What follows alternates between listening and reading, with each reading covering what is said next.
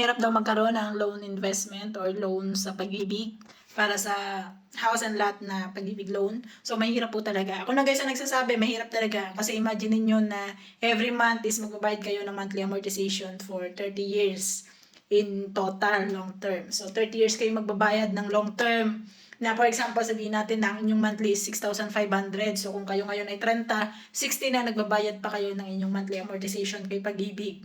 60 years old na. Kung iisipin nyo, 30 kayo ngayon, gaano pa kayo katagal magtatrabaho para lang mabayaran nyo ng buo yung bahay. Tapos, pag di nyo nabayaran, may ilit pa siya ni Pag-ibig. Kahit 10 years nyo na nabayaran, pwede pa siyang makuha ni Pag-ibig sa inyo. So, yan yung mga bagay guys na mahirap kung iisipin. Pero guys, ito lang masasabi ko sa inyo. Hindi porke sinabi ni Pag-ibig na 30 years po ninyo babayaran si bahay, 30 years nyo talaga siya. So, mahirap talagang mag-apply, maraming requirements. Pero pag nagsisimula ka na, mahirap din siya kung hindi ka talaga desidido sa ginawa mo.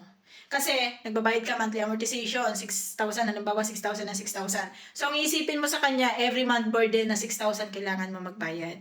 So, guys, ano yung mga pinapayo ko sa mga ganitong cases? Ang mga pinapayo ko po, kung kayo ay magkakapera ng mas, halimbawa, nagkapera kayo ng 5,000, 10,000 na extra, so, ibayad nyo direct to principal yung pera na yun kay Pag-ibig para hindi kayo tumagal ng 30 years to pay. So, pwede po siyang gawin direct to principal pero sa branches po mismo kayo ng Pag-ibig pupunta. So, yan guys yung pwede kong mapayo sa inyo. Second, for example, may nakuha rin kayo ng bahay. Kung malaki naman para sa inyo yung bahay, pa-division nyo, gawin nyo, halimbawa kung single ka pa, pwede nyo siyang gawin na, halimbawa is 3 room or 2 room. Yung bahay, yung isang room, paupahan nyo, yung isa kayo ang nakatira. So, para yung bahay, kahit paano may income, makakatulong sa inyo para kung 6,000 yung inyong bayad sa bahay, tapos 3,000 yung upa doon sa isang room, 3,000 na lang po ang idadagdag nyo. So, yun guys, yung mga possibility na pwede natin gawin. Pero syempre, kung may asawa at anak ka, paano nga naman ang cases nun? Kung halimbawa na gusto mo talaga na may sarili kang bahay doon. So, pwede naman tayo na magsari-sari store.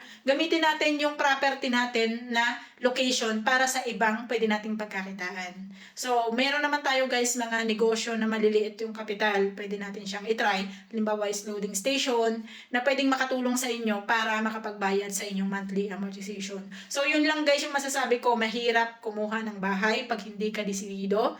Mahirap kumuha ng bahay kapag hindi 100% yung ng utak mo, nakukuha ka talaga ng bahay. So, kung ganyan po ang mindset mo, yung tipong 30% lang yung gusto mo, pero 70% na nagdadalawang isip ka, huwag ka po munang kumuha.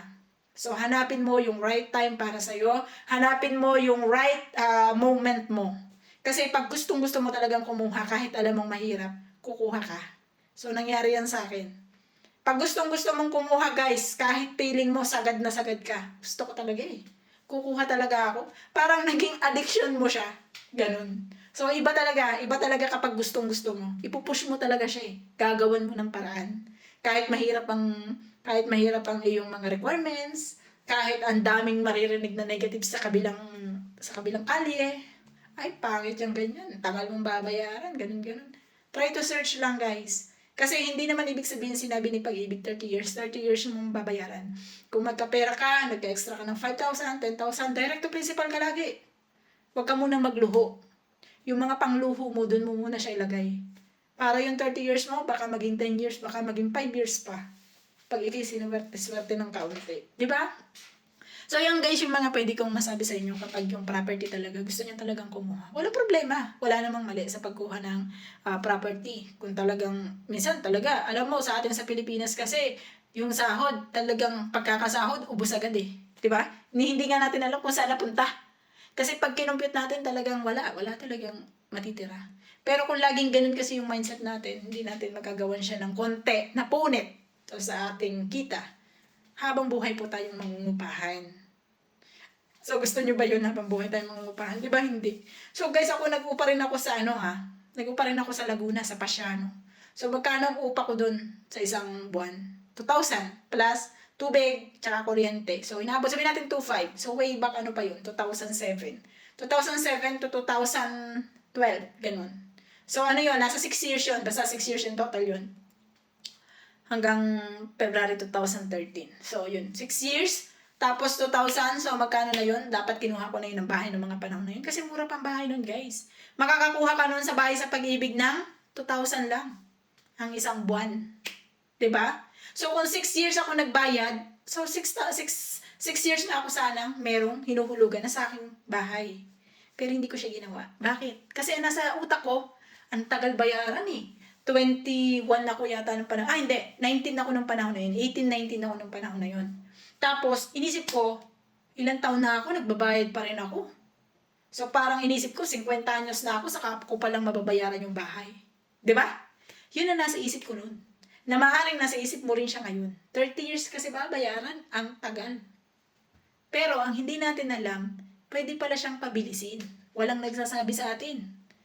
May mga ibang vlogs dyan na hindi natin pinapansin. Ito na pala yung sinasabi nila na ganun. Pwede pala yun. Bakit di ko agad ginawa? Eh kung 2007 nakakuha na ako ng bahay. Baka 2015 meron na akong sariling bahay kasi 2013 nag-Japan ako. Sarap buhay ko nun kasi wala akong pakialam nun sa pera. No? First 1 year ko sa Taiwan pala. First 1 year ko wala akong nun sa pera. Magkano sinasahod namin. Kahit ako nagbabayad nun ng loan, okay lang. Kasi pa rin kaya ko pa rin. Kaya ko pa rin i-sustain ang sarili ko. Baka 2015 bayad na ako bago ako umuwi galing sa Taiwan ng bahay. Kung maaga akong natuto sa ganyan. Bakit ito sinasabi? Kasi nga po, anong petsa na bago ko siya natutunan? Ngayon lang. Para sa akin, sa edad ko na 37, for me parang huli na. 'Di ba? Pero it's better to act now than to act never. So kung ako, edad ko na to, natutuwa ako sa baby step ko, ibinabagi ko yun sa inyo, na sana maging baby step nyo rin pag napanood nyo yung video ko.